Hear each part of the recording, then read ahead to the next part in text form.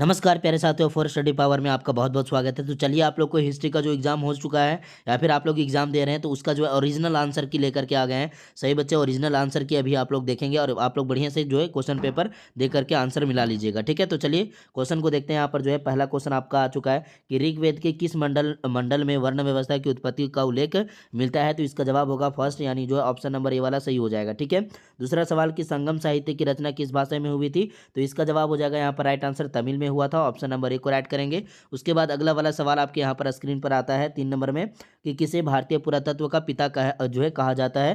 तो इसका जवाब हो जाएगा Alexander Cunningham. Option number B वाला सही जवाब होगा। चौथा सवाल है कि हड़प्पा सभ्यता के निवासियों को किस धातु का ज्ञान नहीं था। सवाल बहुत ही इंपॉर्टेंट है और ये अनुशासन सवाल है। आप लोग को यहाँ पर बढ़िया से लाइव क्लास में भी बताए थे सारा चीज़। ठीक है, तो लोहा यहाँ पर right answer option number C में हो जाएगा। अब उसके बाद देखिए अगला वाला सवाल आपके यहाँ पर आ जाते हैं 5 नंबर में। सिंधु घाटी सभ्यता की का जो है पुरातात्विक स्थल मांडा किस राज्य में स्थित है। इसका जवाब क्या होगा। तो जवाब हो जाएंगे यहाँ पर जो है जम्मू कश्मीर में जो है मांडा स्थित है। तो ऑप्शन नंबर बी हमारा सही जवाब होगा। मोहनजोदड़ो किस नदी के किनारे स्थित है। तो ये भी इंपॉर्टेंट सा सवाल हो जाता है आपका, फाइनल एग्जाम के लिए भी बहुत ज़्यादा इंपॉर्टेंट है ये सब। तो यहाँ पर ध्यान दीजिएगा, छठा का जवाब हो जाएगा राइट आंसर सिंधु नदी। ऑप्शन नंबर बी वाला सही जवाब होगा। ठीक है, चलिए अगला वाला सवाल देख लीजिए आप लोग यहाँ पर जो है। सही बच्चे ध्यान से देखिए, 7वां सवाल आपका यहाँ पर जो है हड़प्पा सभ्यता में नर्तकी की मूर्ति कहाँ से मिली। तो इसका जवाब हो जाएगा क्या। तो सही उत्तर हो जाएंगे मोहनजोदड़ो से मिली। ऑप्शन नंबर बी वाला सही जवाब होगा।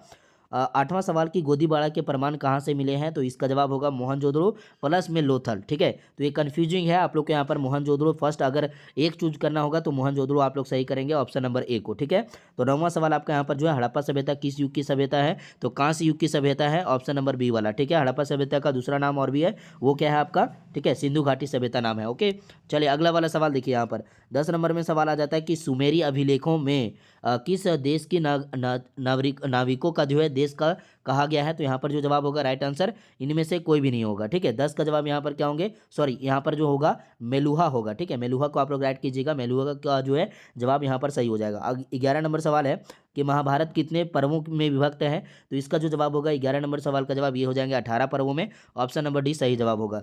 12 नंबर सवाल कि महाभारत की रचना किस भाषा में की गई है। तो इसका जवाब है संस्कृत में। ऑप्शन नंबर डी वाला सही जवाब होगा। अब अगला वाला सवाल आप लोग यहाँ पर ध्यान से देखिए, 13 नंबर में सवाल है कि परिवार के मुखिया को क्या कहा जाता था। ठीक है, परिवार के मुखिया को क्या कहा जाता था।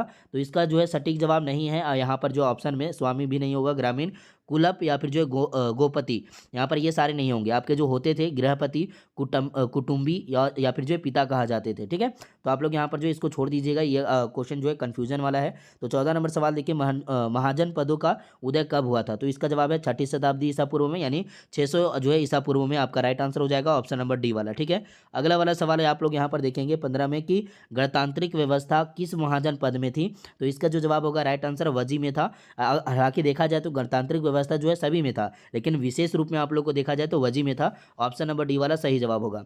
16 नंबर सवाल के मौर्य वंश का संस्थापक कौन था बाबू। तो यहाँ पर 16 का जो जवाब होंगे राइट आंसर ये हो जाएंगे Chandragupta Maurya. Option number A वाला सही जवाब है। अगला 17 नंबर सवाल के मेगास्थनीज ने मौर्य काल के किस नगर के प्रशासन का वर्णन किया। तो इसका जो जवाब होगा बिल्कुल करेक्ट आंसर ये क्या हो जाएंगे। तो 17 का जवाब हो जाएगा पाटलिपुत्र। ठीक है, तो पाटलिपुत्र का अभी जो है रिसेंट नाम क्या है, पटना नाम है। तो ऑप्शन नंबर सी को राइट आंसर करेंगे।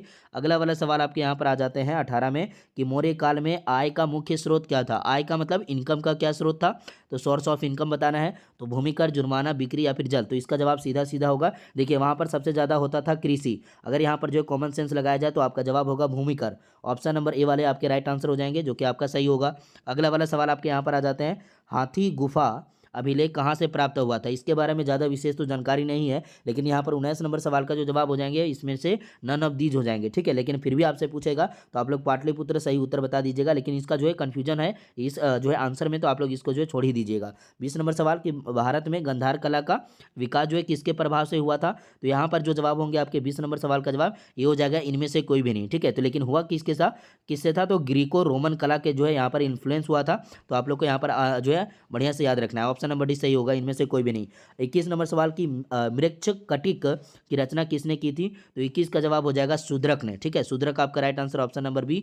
अब उसके बाद अगला वाला सवाल आपके यहाँ पर आ जाते हैं। एक सेकेंड प्यारे बच्चों, चलिए एक सेकेंड। हाँ जी, तो यहाँ पर जो है 22 नंबर सवाल कहता है कि एरेन अभिलेख कहाँ पाए गए थे। एरेन अभिलेख जो है वो कहाँ पाए गए थे। तो इसका जवाब होगा बिल्कुल राइट आंसर, यहाँ पर देखिए मध्य प्रदेश में पाए गए थे। ऑप्शन नंबर डी सही जवाब होगा।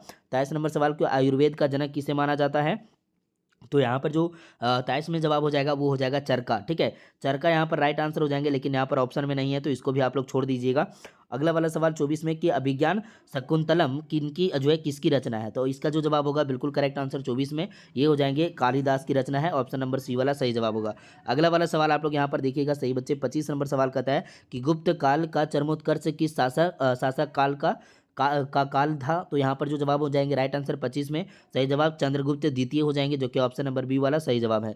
26 नंबर सवाल की नालंदा महाविहार की स्थापना किसने की थी, तो यहाँ पर जो जवाब होगा राइट वाला ये हो जाएंगे कुमारगुप्त प्रथम। कुमारगुप्त प्रथम ऑप्शन नंबर ए में सही हो जाएंगे। 27 नंबर सवाल की चीनी यात्री फाहान किसके दरबार में आया था, तो यहाँ पर जो जवाब होंगे आपके 27 नंबर सवाल में चंद्रगुप्त द्वितीय आपके right answer option number C में सही जवाब होगा। ठीक है, अगला वाला सवाल आप लोग यहाँ पर देखेंगे 28 नंबर सवाल कहता है आपसे, इसमें पूछा गया कि महाभारत के किस भाग में कौरवों और पांडवों के बीच युद्ध के कारणों का उल्लेख किया गया है, तो ये द्रोण पर्व कहा जाता है। द्रोण पर्व ये जो है भीष्म पर्व हम लोग कहेंगे।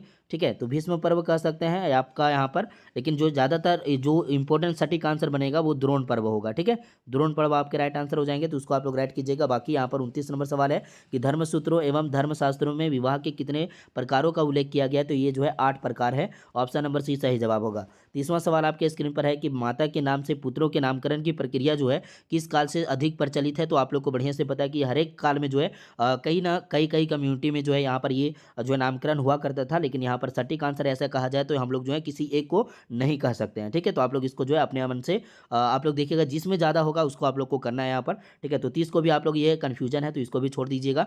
चलिए आप लोग यहाँ पर सब्जेक्टिव वाला देख लीजिए एक बार फटाफट से। तो यहाँ पर ये सारे इंपॉर्टेंट वाला सवाल है जो आप लोग यहाँ पर देख पा रहे हैं, स्क्रीनशॉट खींच लीजिएगा, जिससे आप लोग को यहाँ पर मदद मिलेगा। आने वाले जो एग्जाम है उसमें भी ये सवाल जो है आप लोग को रहेंगे। ठीक है, तो इसको ध्यान से देख लिए, बहुत बढ़िया। तो चलिए आज आज जो है आप लोग को इतना ही बताते हैं। अगर आप लोग को यहाँ पर जो है लाइव क्लास को ज्वाइन करना होगा तो 7667671300। ठीक है, इस नंबर पर आप लोग व्हाट्सअप मैसेज कीजिएगा, फटाफट से आप लोग जो है ग्रुप को ज्वाइन करेंगे। उसके बाद आप लोग को सुबह शाम जो है लाइव क्लास दिया जाता है फॉर स्टडी पावर के माध्यम से, तो आप लोग जो है सही बच्चे लाइव क्लास भी कीजिएगा। ठीक है, अगर आप लोग को जो है पेड पीडीएफ भी लेना होगा तो इसी नंबर पर आप लोग जो है पेड पीडीएफ भी ले सकते हैं। तो आप लोगों के इस क्लास में इतना ही रखते हैं, फिर मिलेंगे आपसे नेक्स्ट क्लास में। तब तक के लिए जय Hind, Vande Mataram, thank you so much सही बच्चों को।